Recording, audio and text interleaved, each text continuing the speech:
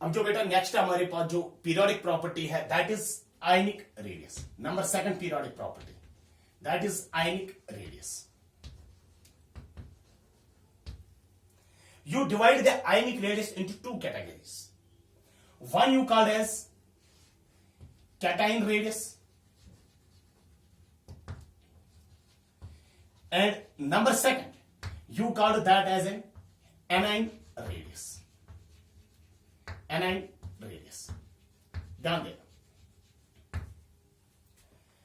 अगर कोई neutral atom A हमारे पास है, if it forms A positive, तो you call this as a cation, और इसके लिए आप कौन सी रेडियस डिफाइन कर सकते हो? Cation radius. If it loses an electron, अगर बेटा ये ए गेन करेगा ना इलेक्ट्रॉन प्लस इलेक्ट्रॉन, यहां पर बेटा माइनस इलेक्ट्रॉन, अगर ये बेटा ए गेन करेगा electron then it forms A negative, इसके लिए you call this as an anion, और इसके लिए आप कौन सी रेडियस डिफाइन कर सकते हो बेटा? A9 radius. अब चाहे कैटाइन रेडियस की बात हो, यानी कैटाइन रेडियस हम डिफाइन करते हैं किन के लिए? कैटाइंस के लिए, पॉजिटिवली चार्ज्ड स्पीशीज के लिए, और एनाइन रेडियस हम किन के लिए डिफाइन करते हैं? नेगेटिवली चार्ज्ड स्पीशीज के लिए, दैट इज एनाइंस के लिए। चाहे हम बेटा कैटाइन रेडियस की बात करें या एनाइन रेडियस की बात करें, दोनों बेटा किस कैटेगरी में आ जाते हैं? आयनिक रेडियस की कैटेगरी में आ जाते हैं। ध्यान देना, आयनिक रेडियस जो होता है, ionic radius is directly proportional to electron cloud. Electron cloud. तो जितना इलेक्ट्रॉन क्लाउड ज्यादा होगा, आयनिक रेडियस भी क्या होगी? ज्यादा ही होगी, क्योंकि डायरेक्टली प्रोपोर्शनल है। जितना इलेक्ट्रॉन क्लाउड कम होगा, ऑब्वियसली आयनिक रेडियस भी क्या होगी? कम ही होगी। And ionic radius is inversely proportional to Z effective. जितना, यानी आयनिक रेडियस और जेड इफेक्टिव के बीच में कौन सा रिलेशन है? इनवर्स। अगर जेड इफेक्टिव यानी इफेक्टिव न्यूक्लियर चार्ज, अगर इफेक्टिव न्यूक्लियर चार्ज ज्यादा है तो आयनिक रेडियस क्या होगी? कम। अगर जेड इफेक्टिव कम होगा तो आयनिक रेडियस क्या होगी? ज्यादा होगी। ये दो पॉइंट्स आप बेटा याद रख लेना। अब ध्यान देना, पहले हम डिफाइन करेंगे कौन सी रेडियस? Cation radius. फिर उसके बाद हम डिफाइन करेंगे कौन सी रेडियस? Anion radius. अब ध्यान देना, पहले हम कैटाइन के लिए देखेंगे।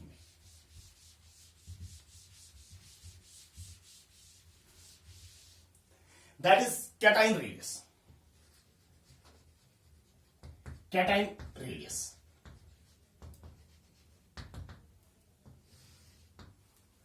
सपोज बेटा हमारे पास कोई न्यूट्रल एटम है, suppose it is neutral atom A. ये न्यूट्रल एटम ए हमारे पास, और ये इसका न्यूक्लियस ए एटम, और ये बाकी जो है ना, ये इसका इलेक्ट्रॉन क्लाउड, ये इसका इलेक्ट्रॉन क्लाउड है। Suppose this A loses an electron, अगर ये बेटा इलेक्ट्रॉन लूज करेगा ना, माइनस इलेक्ट्रॉन, अगर ये इलेक्ट्रॉन लूज करेगा, it forms, A will form A positive. जब ये इलेक्ट्रॉन लूज करेगा तो इसका मतलब हुआ कि इसका जो इलेक्ट्रॉन क्लाउड होगा, the electron cloud will become smaller. अब इसका इलेक्ट्रॉन क्लाउड कम होगा, इसका इलेक्ट्रॉन क्लाउड अब इतना ही होगा। अब ये इसका इलेक्ट्रॉन क्लाउड, क्योंकि ऑलरेडी अगर हम देखेंगे ना, ऑलरेडी बेटा इसका इलेक्ट्रॉन क्लाउड बेसिकली इतना था। अब जब इसने इलेक्ट्रॉन लूज किया ना, इसका इलेक्ट्रॉन क्लाउड कम हो गया, यानी electron cloud decreases. Electron cloud decreases. जब इलेक्ट्रॉन क्लाउड कम हो जाएगा तो उसका मतलब हुआ कि जो ए पॉजिटिव की रेडियस होगी, जो इस कैटाइन की रेडियस होगी, वो कम होगी। किससे बेटा? ए से। ध्यान देना, जेड इफेक्टिव जो होता है, Z effective is equal to Z minus sigma. Sigma क्या होती है? शील्डिंग और स्क्रीनिंग। ये सिग्मा किसकी वजह से होता है? इलेक्ट्रॉन्स की वजह से। इसमें बेटा इलेक्ट्रॉन्स अब कम है तो सिग्मा का वैल्यू क्या होगा? कम। जब सिग्मा का वैल्यू कम होगा, जेड इफेक्टिव का वैल्यू क्या होगा? ज्यादा, क्योंकि sigma is due two electrons. Cation में इलेक्ट्रॉन्स कम होंगे, जब कैटाइन में इलेक्ट्रॉन्स कम होंगे तो सिग्मा का वैल्यू क्या होगा? कम। जब सिग्मा का वैल्यू कम होगा, जेड इफेक्टिव का वैल्यू क्या होगा? ज्यादा। तो Z effective increases, therefore size decreases, therefore size decreases.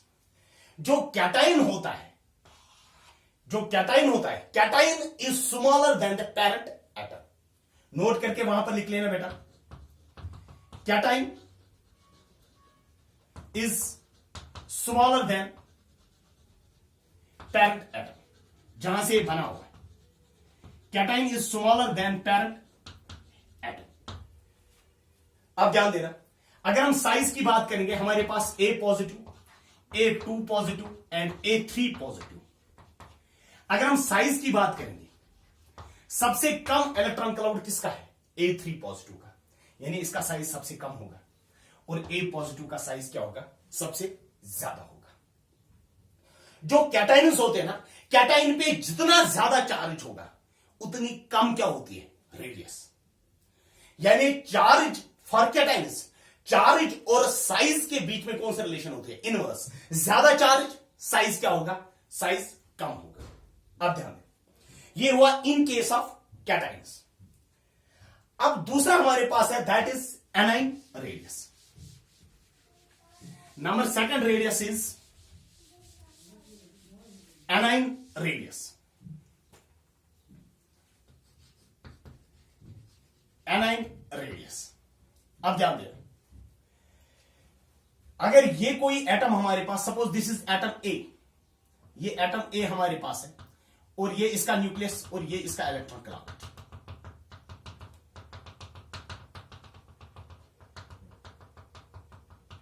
ये इसका electron cloud. Suppose this atom A gains an electron, suppose ये इलेक्ट्रॉन बेटा गेन कर लेगा। जब ये इलेक्ट्रॉन गेन कर लेगा, then this A will form A negative. A क्या बना देगा बेटा? A negative. अब ध्यान देना बेटा, जब इस ए को इलेक्ट्रॉन ऐड करेंगे ना, यानी इसका इलेक्ट्रॉन क्लाउड बढ़ जाएगा। एनुक इलेक्ट्रॉन क्लाउड है सके क्या बोल।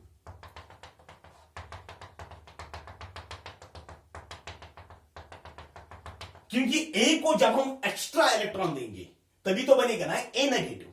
अब इस ए नेगेटिव का इलेक्ट्रॉन क्लाउड क्या होगा? Electron cloud increases. Electron cloud increases. जब इलेक्ट्रॉन क्लाउड ज्यादा होगा, ऑब्वियसली आयनिक रेडियस जो होगी, that is the anionic radius. Anion radius क्या होगी बेटा? ज्यादा होगी। जेड इफेक्टिव का वैल्यू जो होगा, Z effective is equal to, Z effective का वैल्यू क्या होगा? Z effective decreases. क्यों? ध्यान देना, Z effective is equal to Z minus sigma. जब इलेक्ट्रॉन्स इंक्रीज हो जाएंगे तो सिग्मा का वैल्यू इंक्रीज होगा। जब सिग्मा का वैल्यू इंक्रीज होगा, ऑब्वियसली जेड इफेक्टिव का वैल्यू क्या होगा? कम होगा, क्योंकि जेड तो हमारे पास है ना कांस्टेंट। Z effective decrease. जब जेड इफेक्टिव डिक्रीजेस तो रेडियस क्या होगा? Radius increases, therefore size increases. तो एनाइन्स में क्या होता है? जो एनाइन्स होते हैं, they are larger than the parent atom. Note करके लिख लेना, anions are larger than parent atom. Anions are larger than parent atom. तो एनाइन्स में आपने एक चीज देख लिया, जो एनाइन, इन केस ऑफ एनाइन्स, जितना ज्यादा चार्ज होगा उतना इलेक्ट्रॉन क्लाउड ज्यादा, जितना ज्यादा इलेक्ट्रॉन क्लाउड उतना साइज भी क्या होगा? ज्यादा। जैसे बेटा हमारे पास, अगर मैं बात कर रहा हूं A-1, A-2 एंड A-3 की, सबसे ज्यादा इलेक्ट्रॉन क्लाउड किसके पास होगा? -3, क्योंकि वो इसको एक्स्ट्रा 3 इलेक्ट्रॉन है, इसको एक्स्ट्रा 2 ही इलेक्ट्रॉन, इसको एक्स्ट्रा 1 ही इलेक्ट्रॉन है, तो इसका साइज क्या होगा? ज्यादा। तो साइज की वेरिएशन ये होगी, A-3 is greater than A-2 is greater than A-1। अब ध्यान दें,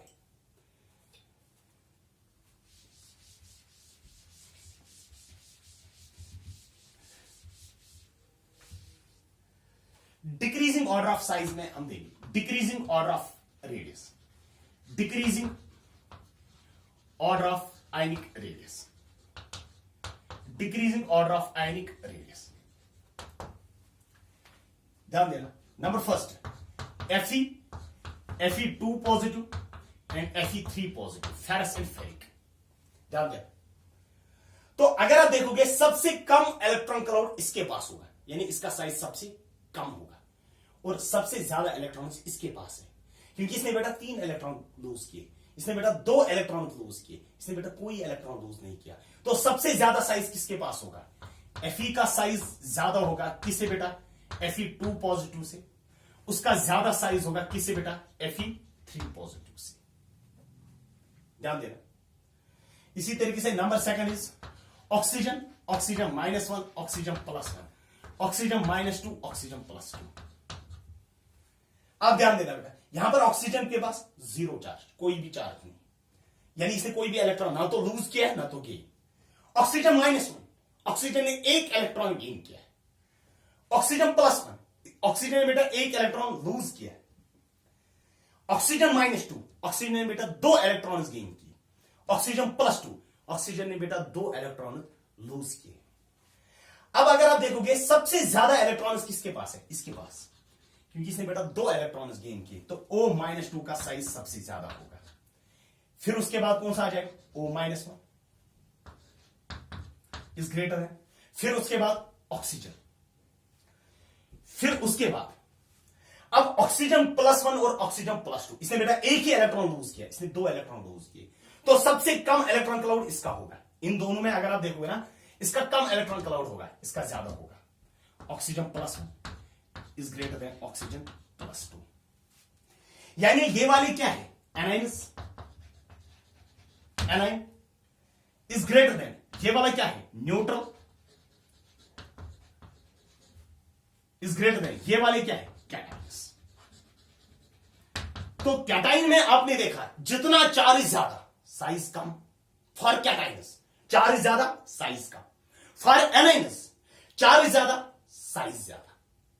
यानी एनाइन्स में आपने देखा, in case of anions size is directly proportional to charge, and in case of cations size is inversely proportional to charge, charge ज्यादा size कम for cations. अब ध्यान देना, इसी तरीके से जो भी आपके पास होगा ना कैटाइन, एनाइन या न्यूट्रल स्पीशीज मिक्स करके, पहले आप हमेशा एनाइन्स लिखोगे, फिर उसके बाद न्यूट्रल स्पीशीज, फिर उसके बाद लास्ट पे कौन से आ जाएंगे? कैटाइन्स। नेक्स्ट जो है, दो species are called as isoelectronic species. Isoelectronic species, isoelectronic species कौन सी होती है? Contains same number of electrons, जिनके पास सेम नंबर ऑफ इलेक्ट्रॉन्स होते हैं, यू कॉल्ड दो स्पीशीज एज कौन सी species? Isoelectronic species. Number second point, size जो होता है, size is directly proportional to electron by proton ratio. इनमें जो साइज होता है that is directly proportional to electron by proton ratio.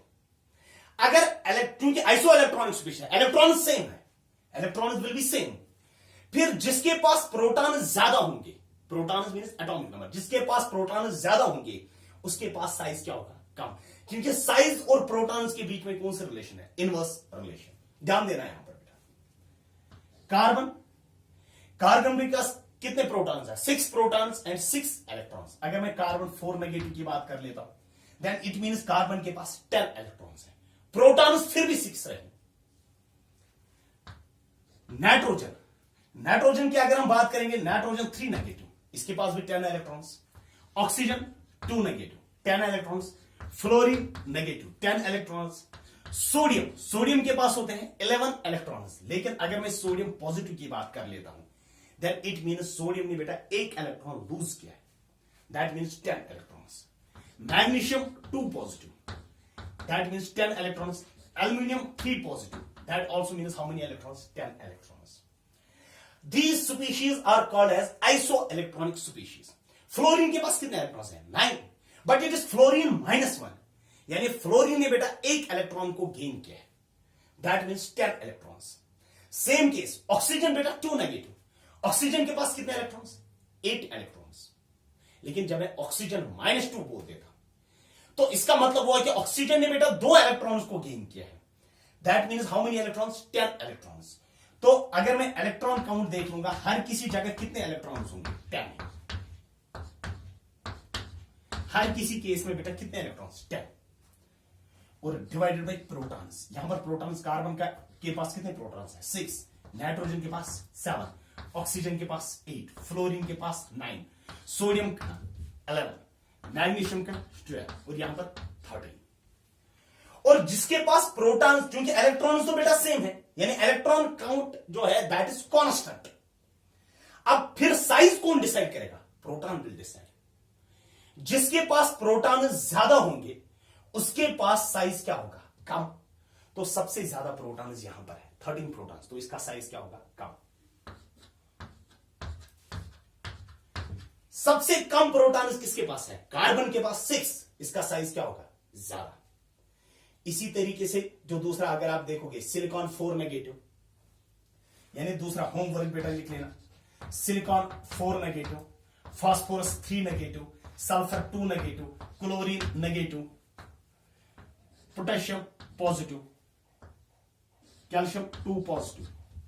इनमें भी बेटा आप देख लेना कि साइज किसका ज्यादा है। इसमें भी आप पहले इलेक्ट्रॉन्स देख लोगे, फिर प्रोटॉन्स देख लोगे, फिर अगर आप देखोगे ये भी हमारे पास कौन सी स्पीशीज है? Iso electronic species.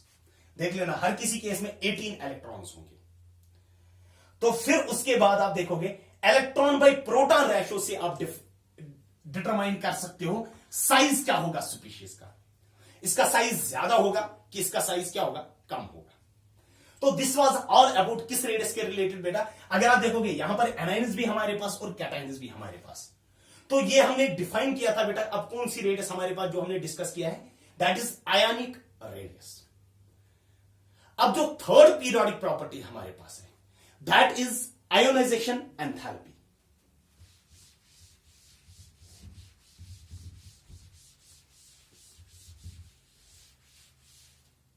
Number third periodic property is ionization enthalpy.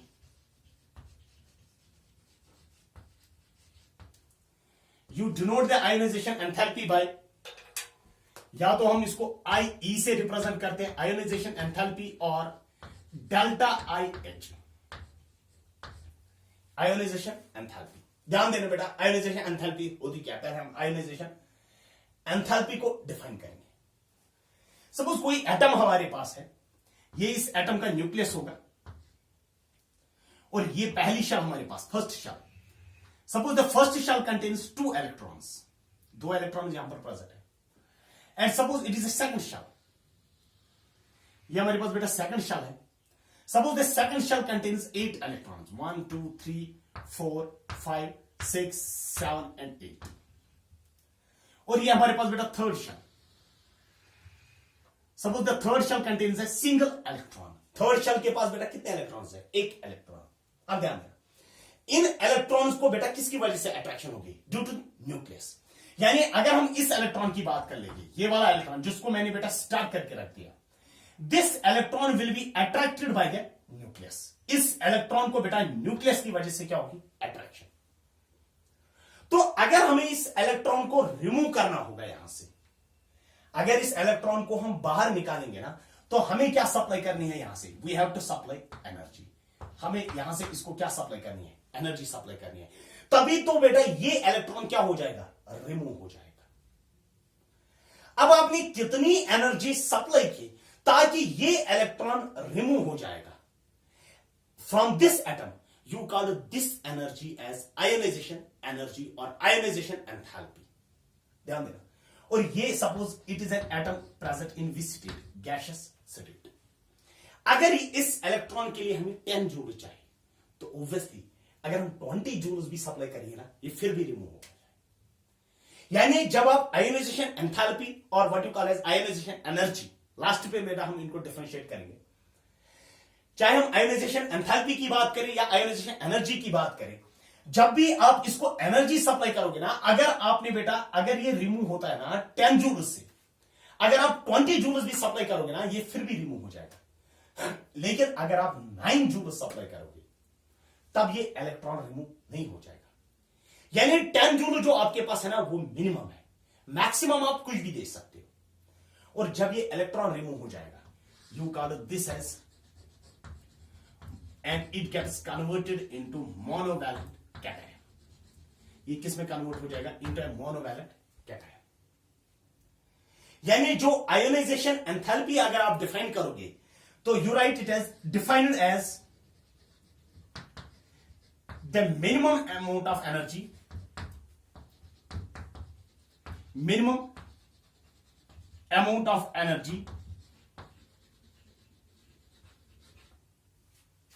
required,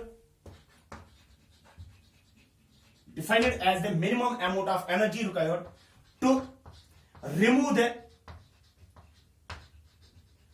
most loosely bound electron, loosely bound electron from isolated gaseous atom, from isolated gaseous atom. यानी मिनिमम एनर्जी आप इस आइसोलेटेड गैशियस एटम, इस gaseous atom में आपको minimum energy supply करनी है ताकि ये वाला इलेक्ट्रॉन मोस्ट लूजली बाउंड, यही वाला इलेक्ट्रॉन तो लूजली बाउंड होगा ना, इसको अगर हम रिमूव करेंगे obviously it will form a monovalent cation. You call this energy as, जो आपने एनर्जी यहां से सप्लाई की, you call this energy as ionization enthalpy. अब ध्यान देना,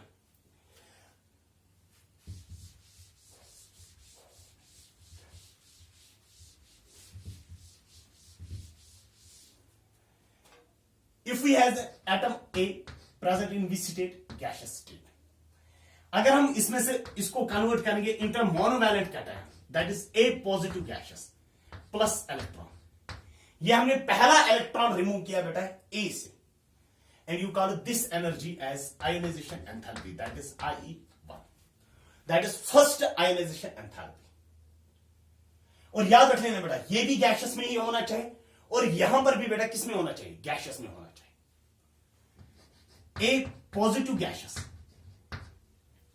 अगर इसमें से हम बेटा दूसरा इलेक्ट्रॉन रिमूव कर देंगे then it forms A2 positive gaseous plus electron. जब हम दूसरा इलेक्ट्रॉन रिमूव कर देंगे then it called it as an IE2, that is second ionization enthalpy. इसी तरीके से A2 positive gaseous, if we remove the third electron it forms A3 positive gaseous plus electron, then you call it as an IE third, that is third ionization enthalpies, and these are called as successive ionization enthalpies, IE1 IE2 IE3 IE4. अगर हम fourth electron remove कर देंगे, अगर हम fifth electron IE5 and so on, तो these ionization enthalpies are called as successive ionization enthalpies. और अगर आप देखोगे यहां से ये इलेक्ट्रॉन किस में से हम रिमूव करते हैं, फ्रॉम ए न्यूट्रल एटम. ये इलेक्ट्रॉन हम कहां से रिमूव करते हैं, from A positively charge species. और ये इलेक्ट्रॉन हम कहां से रिमूव कर सकते हैं, from a di positive species. इसीलिए सबसे डिफिकल्ट बेटा ये वाला इलेक्ट्रॉन रिमूव करना है क्योंकि हम डाई पॉजिटिव से रिमूव करते हैं. तो IE थर्ड का वैल्यू जो होगा वो ज्यादा होगा किससे बेटा, IE2 से, वो ज्यादा होगा किससे बेटा, IE1 से. या इसी तरीके से IE4 is greater than IE third is greater than IE2 is greater than IE1. यानी अगर आप आयोनाइजेशन एंथैल्पीज बेटा वहां से देखे होगा ना, जो थर्ड आयोनाइजेशन एंथैल्पी होती है वो ज्यादा होती है किससे बेटा, सेकंड से. वो सेकंड वाली ज्यादा होती है किससे, फर्स्ट से. क्योंकि थर्ड वाली जो होता है ना हम डाई पॉजिटिव से निकाल देते हैं, सेकंड वाला जो होता है ना हम इलेक्ट्रॉन को रिमूव करते हैं फ्रॉम अ सिंगल पॉजिटिव, और फर्स्ट आयोनाइजेशन एंथैल्पी हम इलेक्ट्रॉन रिमूव करते हैं from a neutral species. Next topic आप लिख लेना बेटा, factors on which ionisation enthalpy depends. Factors on which ionisation enthalpy depends. Factors on which ionization enthalpy depends. Number first, ionization enthalpy जो होता है it is inversely proportional to size. जिसका size कम होगा उसकी ionization enthalpy क्या होगी, ज्यादा होगी. Number second point, ionization enthalpy is directly proportional to Z effective. Z effective का वैल्यू ज्यादा होगा, ionization enthalpy भी क्या होगी, ज्यादा ही होगी. Number third point, ionization enthalpy is inversely proportional to sigma. ध्यान देना, Z effective is equal to Z minus sigma. ये है ना, अगर सिग्मा का वैल्यू ज्यादा होगा, ऑब्वियसली सिग्मा बेटा माइनस में है ना, अगर सिग्मा का वैल्यू ज्यादा होगा, Z अगर हमारे पास कांस्टेंट है, तो Z इफेक्टिव का वैल्यू क्या होगा? कम। जब Z इफेक्टिव का वैल्यू कम होगा, आयोनाइजेशन एंथैल्पी का वैल्यू कम, यानी सिग्मा का वैल्यू ज्यादा, Z आयोनाइजेशन एंथैल्पी का वैल्यू कम। Inverse relation. Number 4, ionization enthalpy is directly proportional to positive charge. जितना पॉजिटिव चार्ज ज्यादा होगा, आयोनाइजेशन एंथैल्पी भी क्या होगी? ज्यादा। Number 5, ionization enthalpy is inversely proportional to negative charge. जितना नेगेटिव चार्ज अगर ज्यादा है, आयोनाइजेशन एंथैल्पी का वैल्यू क्या होगा? कम होगा। Number 6, half filled and completely filled configurations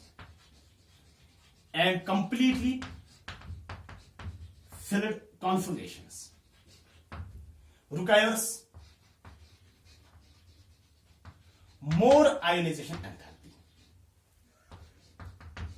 Half filled and completely filled configurations requires more ionization enthalpy. जो half filled होते हैं और जो कंप्लीटली फिल्ड होते हैं, दे आर स्टेबल।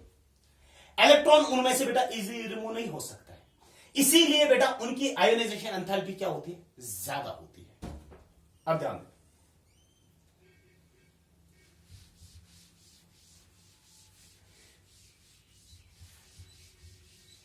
यूनिट्स क्या है आयोनाइजेशन एंथैल्पी की?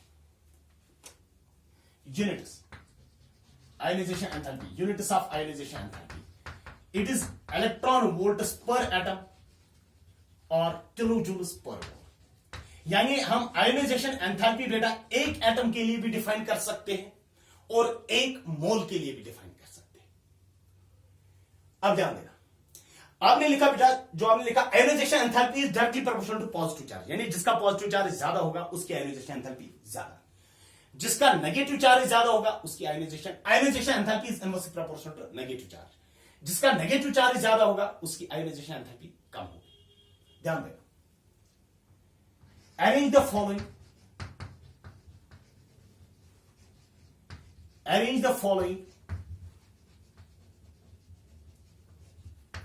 in the decreasing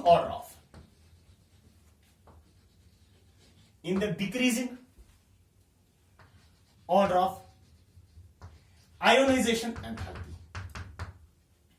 ऑक्सीजन या आप नाइट्रोजन की एग्जांपल अगर आप ले लोगे, n-1, n+1, n-2, n+2,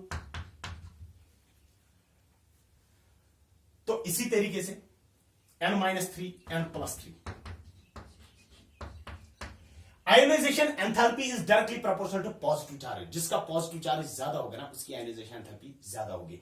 तो सबसे ज्यादा अगर आप देखोगे पॉजिटिव चार्ज किसके पास है? इसके पास पॉजिटिव चार्ज, यानी ये वाली स्पीशीज, ये वाली स्पीशीज और ये वाली स्पीशीज, ये पॉजिटिवली चार्ज स्पीशीज। जिसके पास पॉजिटिव चार्ज ज्यादा होगा ना उसके पास आयोनाइजेशन एंथैल्पी क्या होगी? ज्यादा।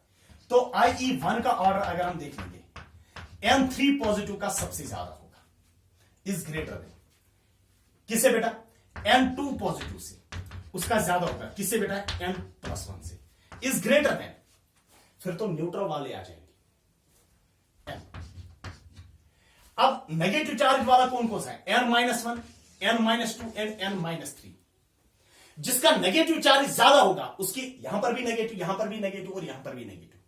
जिसका नेगेटिव ज्यादा होगा उसकी आयोनाइजेशन एंथैल्पी कम, इसका सबसे ज्यादा नेगेटिव, इसकी सबसे कम और इसका कम नेगेटिव, तो इसका ज्यादा। इन तीनों में अगर आप देखोगे ना, इन तीनों में बेटा सबसे कम इसका होगा N3 नेगेटिव का, और इसका ज्यादा होगा N-1 greater than N-2 greater than N-3।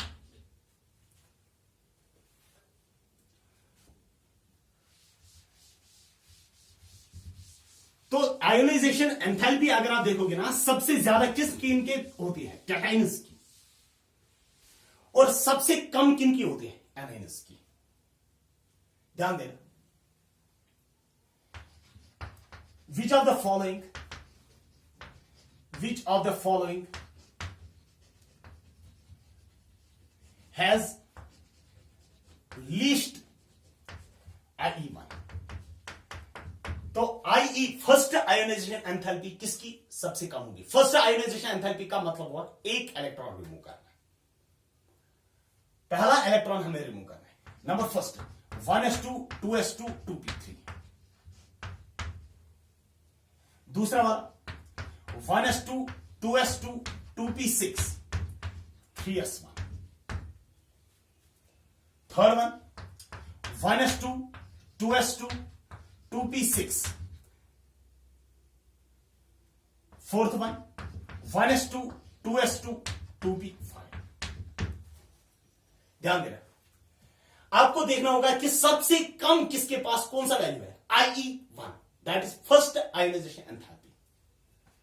अगर आप देखोगे ना पहले केस में इलेक्ट्रॉन को कहां से रिमूव करना है, 2p, that is second shell में से। यहां से दूसरे वाले केस में इलेक्ट्रॉन को हमें रिमूव करना है कहां से बेटा, ऑब्वियसली थर्ड शेल, 3s वाला इलेक्ट्रॉन रिमूव हो जाएगा। अगर हम थर्ड वाले केस में इलेक्ट्रॉन रिमूव करेंगे तो किस इलेक्ट्रॉन को रिमूव करेंगे, 2p वाले इलेक्ट्रॉन को। अगर हम फोर्थ वाले में इलेक्ट्रॉन रिमूव करेंगे तो किस इलेक्ट्रॉन को रिमूव करेंगे, 2p वाले इलेक्ट्रॉन।